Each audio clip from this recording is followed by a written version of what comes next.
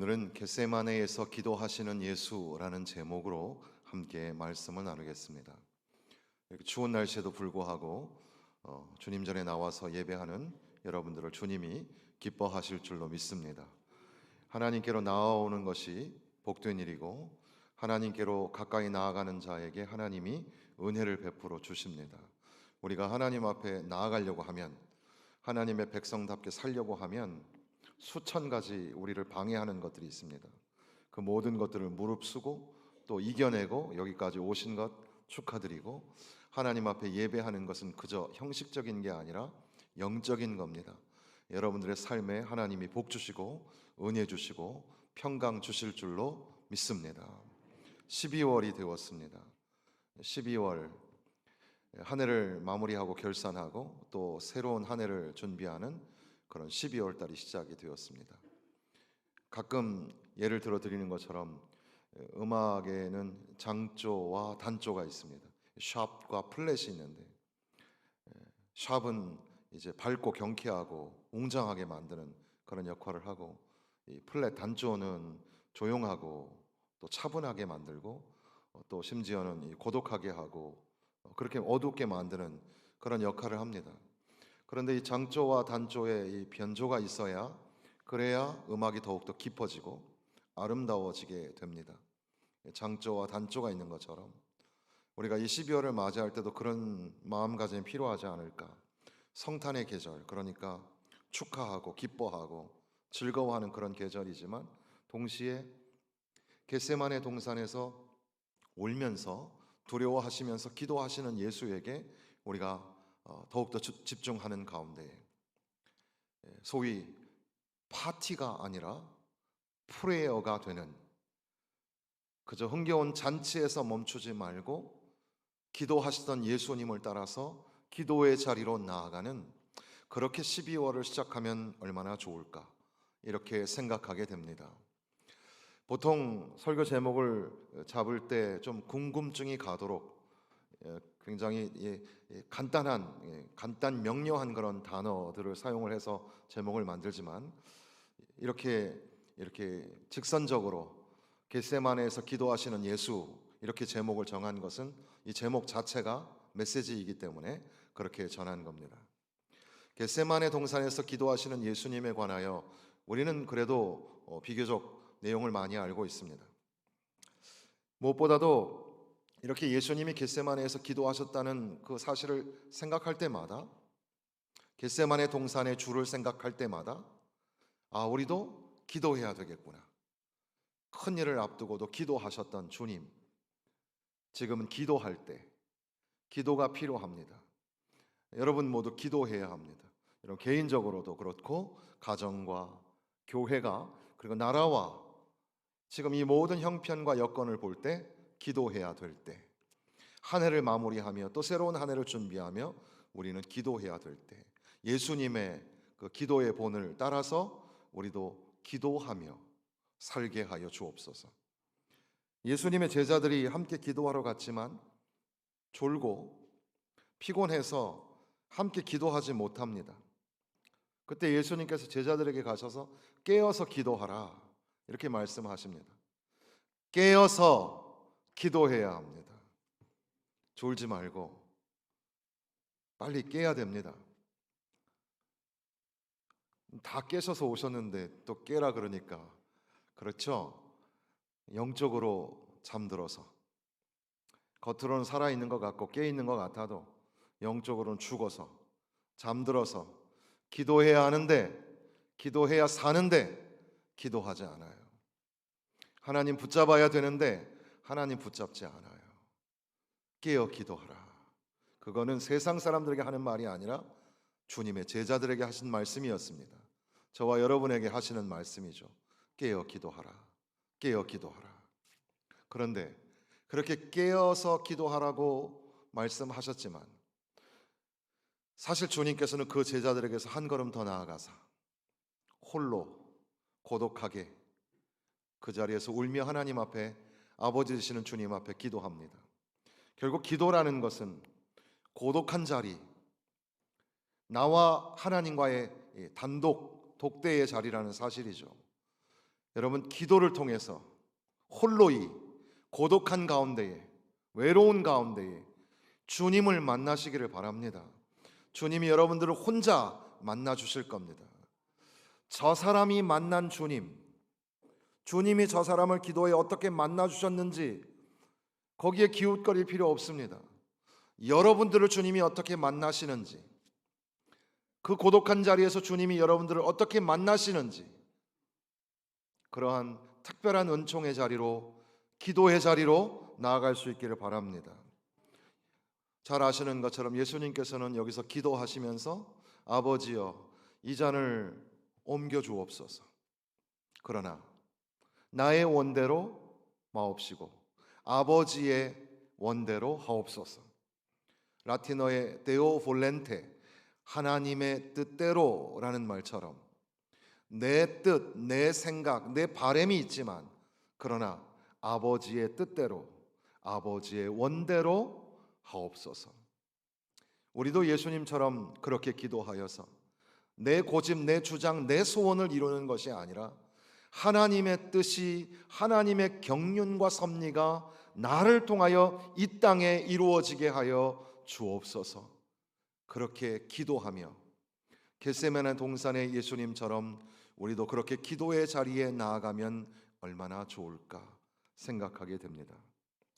그런데 오늘 우리는 겟세마네에서 기도하시는 예수, 이것이 우리에게 왜 복음이 되는가를 조금 더 깊이 살펴보고자 하는 겁니다. 이것이 왜 우리에게 복된 소식이 되고 구원의 소식이 되는가? 그러기 위해서 우리는 조금 더 초점을 겟세마네 동산에서 기도하시는 예수님이 고뇌하며 슬퍼하며 놀라며 기도하고 계신다, 여기에 초점을 맞추려고 합니다. 의아하기까지도 합니다. 그동안의 예수님의 모습과는 사뭇 다른 모습인 것처럼 보입니다. 요한복음 12장에서는 지금 내 마음이 괴로우니 무슨 말을 하리요? 주님이 괴롭다고 그렇게 고민하십니다. 왜 예수님께서 이렇게 그 고난과 그 슬픔을 토로하고 계시는가?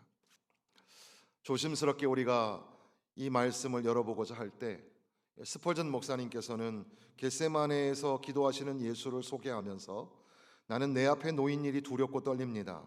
나의 연약한 언변이 그 고뇌를 어떻게 묘사할 수 있겠습니까? 그 부르짖음과 눈물을 어떻게 적절하게 표현할 수 있겠습니까? 그러면서 하나님 앞에 기도하기를, 오 나의 주님, 나의 혀가 올바른 말을 할 수 있도록 나의 입술을 열어주소서. 그러니까 겟세마네 동산에서 기도하시는 예수, 그것이 갖는 참된 복음의 의미를 전달한다는 것, 그것이 쉽지 않고 부족한 저의 지식과 언변으로는 불가능할지도 모릅니다. 그러나 성령께서 역사하셔서 오늘 우리가 이 말씀을 묵상할 때 우리 마음에 감동을 주시고 지혜를 주셔서 깨닫게 하실 줄로 믿습니다. 예수님께서 왜 고뇌하셨을까? 예수님께서 왜 놀라고 슬피 우셨을까? 사실 예수님께서는 약한 자에게 힘을 주셨던 분이고 고통 중에 슬퍼하는 자들에게 위로를 주셨던 분이고 하나님의 뜻을 담대히 행하시면서 모든 사람에게 소망을 주셨습니다. 죽은 자를 살리셨고 폭풍을 잠잠케 하시고 귀신의 세력을 내쫓으시기까지 그렇게 용감하고 힘센 그런 전능하신 주님의 모습이었습니다. 그런데 지금 이 겟세마네에 이르러서는 고통을 이기지 못하시는 것처럼 아버지여 아버지의 뜻이거든 이 잔을 내게서 옮기시옵소서. 그러나 내 원대로 마옵시고 아버지의 원대로 되기를 원하나이다. 그 어느 때보다도 애절하게 고뇌에 차서 아버지에게 기도를 드립니다.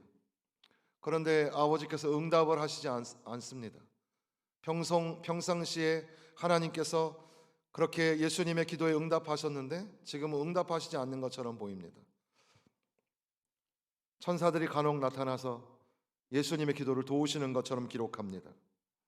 아마도 하나님께서는 주님의 기도에 응답하시는 대신에 천사를 보내셔서, 그러니까 이 고난의 잔을 마시는 이 기도를 도우시는, 결국 하나님의 뜻대로 이 고난의 잔을 마셔야 한다는 침묵의 응답이었을지도 모릅니다.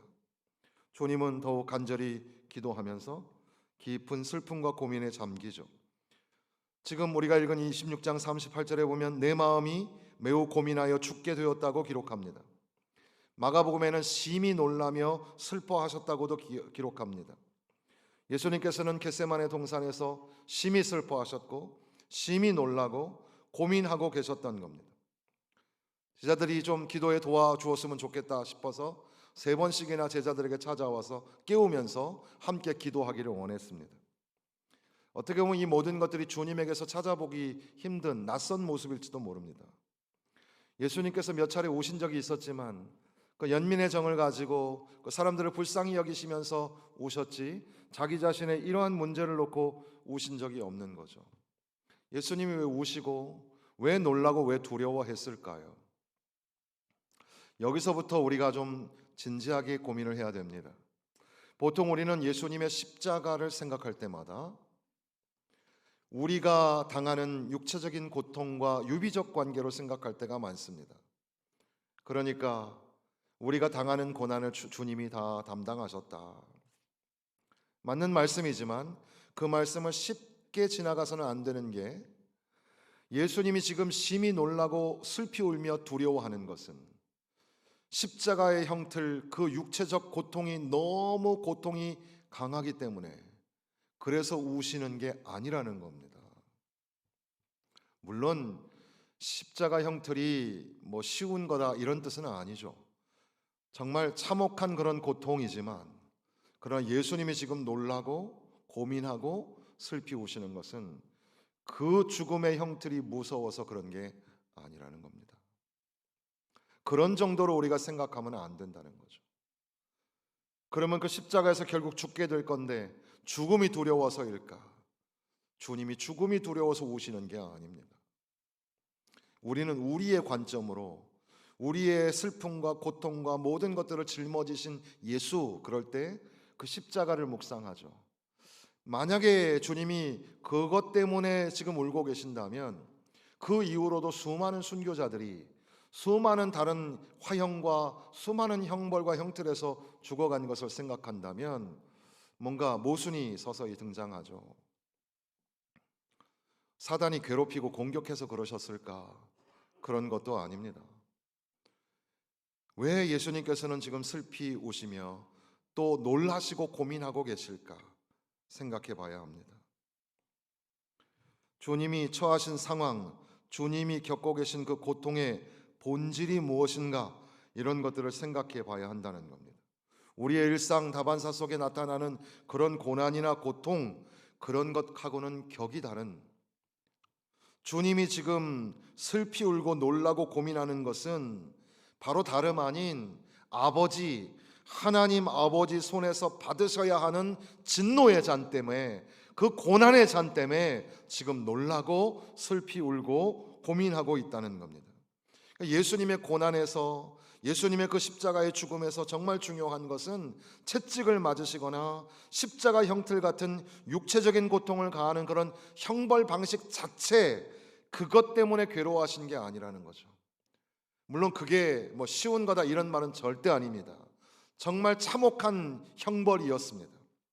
그런데 그것도 힘든 일이었지만, 무죄하신 사람이 그런 고난을 당하는 일이 참 참담한 일이었지만, 그러나 지금 주님이 우시고 놀라고 고민에 빠지게 된 것은 그렇게 사람들이 주는 형벌 때문에 그런 게 아니라 하나님 아버지께서 보여주시는 진노의 잔, 하나님이 독생자 예수 그리스도에게 쏟아부으시는 고난의 잔 때문에 놀라고 두려워하신다는 겁니다.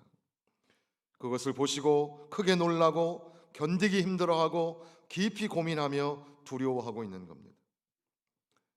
우리의 구주 예수 그리스도만이 받으실 수 있는 온 인류의 죄에 대한 진노의 잔이 하나님의 독생자이신 아들이신 예수 그리스도에게 쏟아 부어지고 있다는 겁니다. 이사야서에 이미 기록한 것처럼 여호와께서 그로 상함을 받게 하시기를 원하사 질고를 당하게 하셨은즉 그 영혼을 속건 제물로 드리기에 이르면 여호와께서 우리 무리의 죄악을 그에게 담당시키셨도다.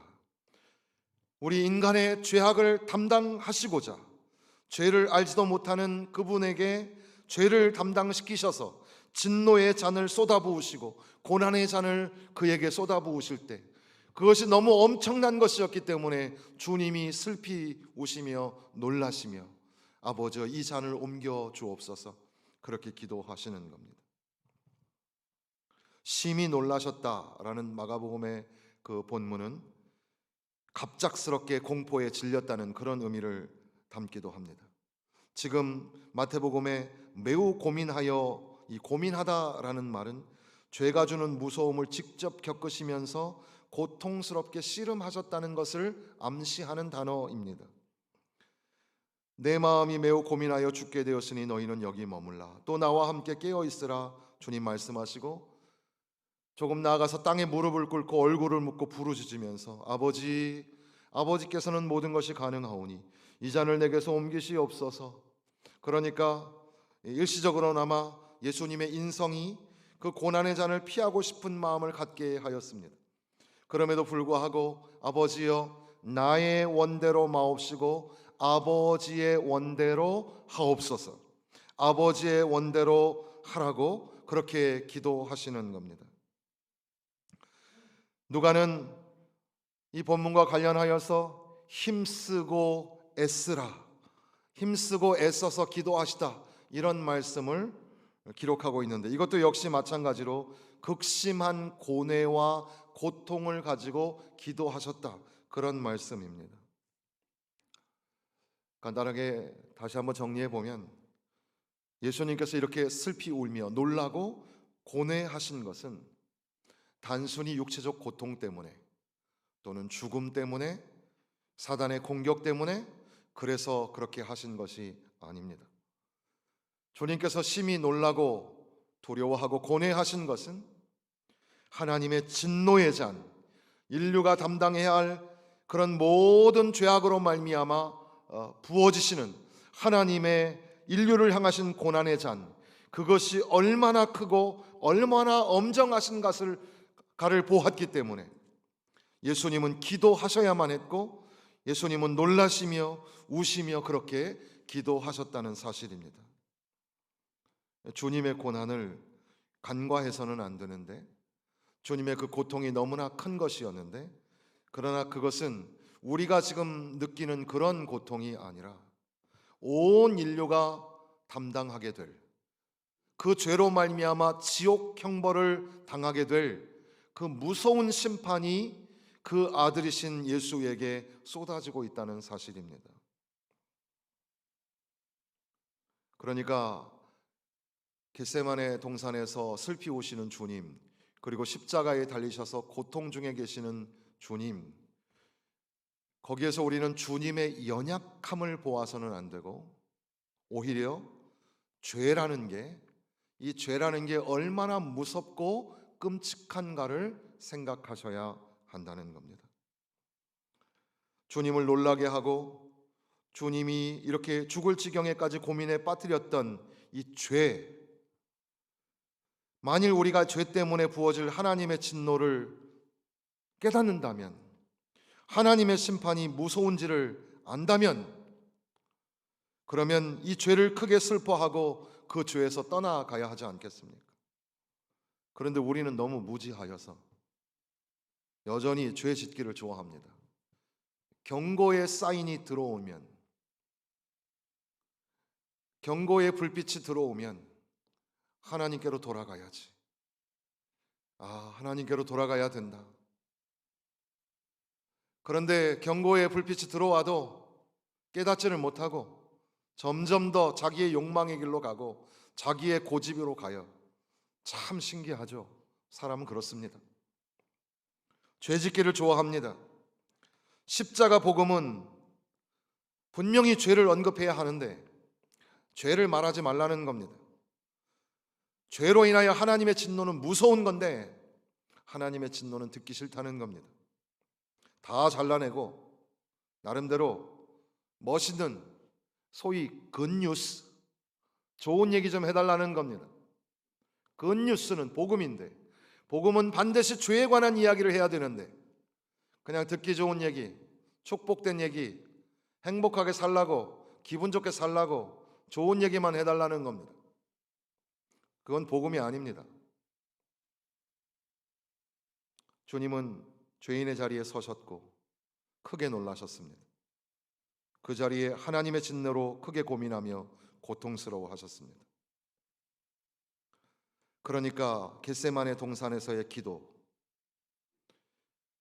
그 고난의 자리에서 기도하시는 주님을 통해서 우리는 바로 이것이 우리에게 생명을 전달하시는 복음이 담겨졌다는 사실을 보게 되는데, 그 첫 번째는 그렇게 말로 다 할 수 없는, 그래서 놀라고 고민하고 또 우시기까지 하시는 그 무서운 진노의 잔, 무서운 고난의 잔이 아들이신 예수 그리스도에게 쏟아 부어짐으로 인하여서 우리가 살게 되었고 우리가 구원을 얻게 되었다는 사실입니다. 우리가 그 죄로 말미암아 지옥에 갈 수밖에 없고, 우리가 그로 인하여서 말할 수 없는, 상상하기조차 쉽지 않은 무시무시한 그런 고난과 심판을 받았어야 했는데, 하나님이 우리를 너무나 사랑하셔서, 하나님이 우리를 끔찍히 사랑하셔서 어린 양이 제사의 제물이 되어서 그 백성들의 죄를 대신하였던 것처럼 어린 양이신 예수 그리스도께서 십자가에서 친히 그 고난의 죄악을 담당하심으로 말미암아 우리가 살게 되고 우리가 구원을 얻게 하시기까지 그렇게 하나님은 우리를 사랑하신다는 그런 복음이 담겨져 있는 겁니다. 그리고 또 하나는 우리 자신의 이 죄의 대가를 어떻게 해결할 수 있을까? 주님이 말할 수 없이 슬퍼하며 고뇌하며 그렇게 우시면서 기도하시는 장면을 통하여 이것이 만약에 주님이 담당하시지 않았다면 우리가 담당해야 될 건데, 바로 내 죄 때문에 그렇게 된 건데, 그것이 얼마나 무섭고 얼마나 두려운 것인가를 잊지 말라는 겁니다. 그러니까 예수님의 고통은 예언적인 것이죠. 예수님께서는 예수님께로 돌이키지 않는 자가 장차 받을 심판을 보여주시는 겁니다. 죄의 대가는 끝도 없는 슬픔, 고통, 죽을 지경에 이를 만큼 고뇌하고 절망하면서 하나님의 진노와 하나님의 저주를 영원히 받을 수밖에 없는 그런 삶이 미래적으로 있다는 사실이죠. 그러니까 빨리 예수님께로 돌아가야 합니다. 예수님께로 돌아가고 회개하고 주님 앞에 나아가야 하는 거죠. 그러니까 주님이 당하시는 고난, 또 이 고난을 앞두고 울며 고뇌하시며 기도하시는 겟세마네에서의 기도하시는 예수, 이것은 두 가지의 표시가 있는 겁니다. 하나는 말로 다 할 수 없는 하나님의 사랑의 표시입니다. 그러나 동시에 이것은 몸소리 치실 만큼 고통스러운 그 죄의 형벌이 우리에게 임할 것이었다는 사실입니다. 사랑의 표시요 동시에 경고의 표시가 되는 겁니다. 그러니까 예수 그리스도의 겟세마네 동산에서의 기도를 다시 한번 주목하십시오. 예수님께서는 누구 때문에 거기에 가 계십니까? 주님께서는 누구를 위하여 울고 고뇌하고 기도하십니까? 바로 저와 여러분의 죄 때문입니다. 그 결과로 우리는 이해할 수 없는 그런 특권을 소유하게 되었습니다. 그저 놀라우신 은혜를 받게 된 겁니다. 무지한 분이 고난을 받음으로 죄 많은 내가 고난을 받지 않는 그런 역설적인 은혜가 우리 가운데 임하게 되었습니다. 죄 없으신 분은 지독한 고통을 당하고 일평생 죄를 지어서 온 우리는 죄 없다함을, 값없이 의롭다함을, 칭함을 받는 그런 놀라우신 은혜가 우리 가운데 부어지게 되었다는 겁니다. 예수 그리스도를 제발 추상적으로 피상적으로만 믿지 마십시오. 그분의 고난의 십자가를 가볍게 여기지 마십시오. 겟세마네에서 기도하시는 예수, 이것은 우리를 향하신 생명과 구원의 사건입니다. 그래서 그것을 우리는 복음이라고 말하는 겁니다. 한 해를 마무리하며 되돌아보며 감사의 계절 12월, 축복과 평화의 메시지가 선포되는 성탄의 계절입니다. 그러나 우리는 세상 사람들처럼 성탄의 네온, 이것을 그저 화려하게만 보아서는 안 됩니다. 세상 사람들은 할로윈과 성탄절을 구분할 줄 모릅니다. 온갖 악령들이 이리 뛰고 저리 뛰고 놀아나는 잔치와 우리의 죄를 대신하여 이 땅에 오셔서 죽어주시기 위하여 오신 고귀하신 아기 예수의 탄생과 구분을 할 줄 모르는 거죠. 그러니까 12월은 파티가 아니라 프레어로 시작해야 합니다. 잔치가 아니라 예수님의 기도의 자리로 돌아가야 합니다. 예수님의 기도를 묵상하면서 여러분도 기도하십시오. 기도해야 합니다. 기도하며 감사하고, 기도하며 정리하고, 좀 기도하면서 선택하세요. 기도하시면서 결심 좀 하세요. 기도하지 않으면 아무것도 안 돼요. 기도 없이 선택하고 기도 없이 결정하지 마세요. 주님의 고난의 기도의 자리를 기억하시고, 말할 수 없는 죄로 말미암아 지옥에 갈 수밖에 없었던 저와 여러분을 그 고난의 자리에서 슬피 울며 기도하셨던 주님, 십자가에 달리셔서 대속의 제물이 되어주신 주님 때문에 살아난 것을 잊지 마시고 바로 그 자리, 거기에 나아가 기도하며 한 해를 정리하고 한 해를 계획하며 감사하며 기도하며 선택하고 결심해야 하는 겁니다. 예수님의 놀라고 두려워하시며 우시며 드리셨던 기도, 그 기도를 묵상하면서 우리도 기도의 자리로 나아갑시다.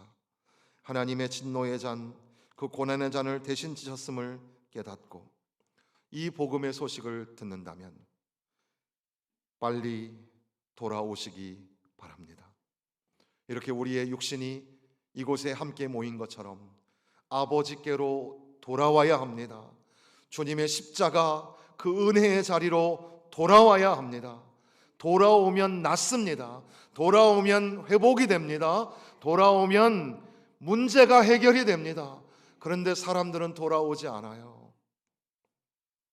아버지께로, 하나님의 품으로 돌아오라고 다시금 십자가가 우뚝 서 있음을 잊지 마시기를 간절히 부탁을 드립니다.